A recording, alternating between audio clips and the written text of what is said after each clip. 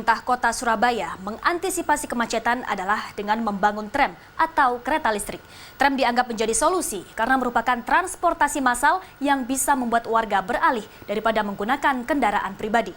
Namun tidak semua warga setuju. Pasalnya, tram dinilai tidak menyelesaikan masalah karena karakter jalan Surabaya yang sempit tidak cocok untuk pembangunan tram.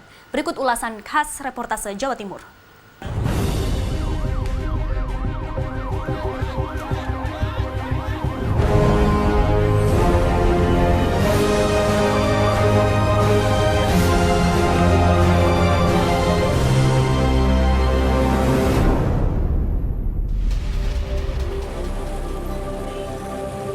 Sebagai kota terbesar dan tersibuk kedua di Indonesia, kemacetan sudah menjadi makanan sehari-hari bagi warga kota Surabaya.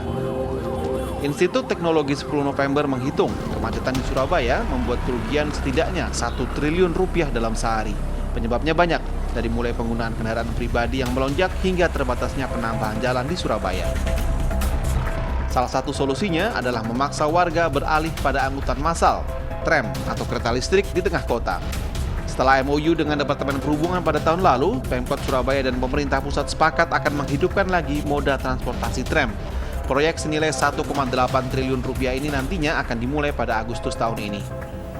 Ya, kita berharap kalau misalkan nanti 7 Agustus itu bisa mulai seperti yang disampaikan oleh Kementerian Perhubungan, ya mudah bisa dalam 2 tahun, berarti Agustus 2018 itu mudah-mudahan bisa beroperasi. Tahukah Anda bahwa dulunya Surabaya telah menggunakan tram sebagai moda transportasi? Kini ternyata masih ada peninggalan kejayaan tram listrik dan tram uap. Salah satunya adalah tiang pantograf ini yang digunakan untuk mengaliri listrik pada tram agar bisa berjalan.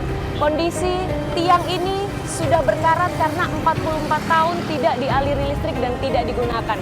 Tiang ini berada di Jalan Raja Wali yang nantinya jalan ini akan digunakan sebagai salah satu jalur tram untuk menuju ke daerah Ampel. Ada 6 terminal tram yang nanti akan dihidupkan kembali, mulai dari Terminal Karangpilang, Wonokromo, Darmo, Kertajaya, Raja Wali, Ampel, hingga Ujung. Seperti busway, tram juga menggunakan jalurnya sendiri. Dengan kecepatan 40 hingga 60 km per jam, tram di Surabaya diklaim bisa memangkas waktu tempuh lebih cepat daripada menggunakan kendaraan pribadi.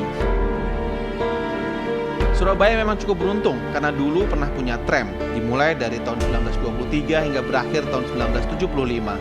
Setidaknya saat ini tidak perlu lagi memikirkan jalur dan juga rute tram, karena jalur tram yang lama pun bisa kembali digunakan pada proyek tram saat ini. Meski demikian, sejumlah warga Surabaya justru tidak setuju dengan tram. Dengan karakter jalanan yang sempit, tram di tengah kota justru dianggap akan membuat Surabaya lebih macet. Kurang setuju sih. Kenapa? Soalnya kan nggak ada pun udah macet gitu kan. Untuk kereta api kan udah jalurnya sendiri. Jadi mending bikin kereta api yang buatan aja untuk mengurangi macet. Nggak setuju. Kenapa kok nggak setuju? Ya, kan kurangi pendapatan kita. Ya.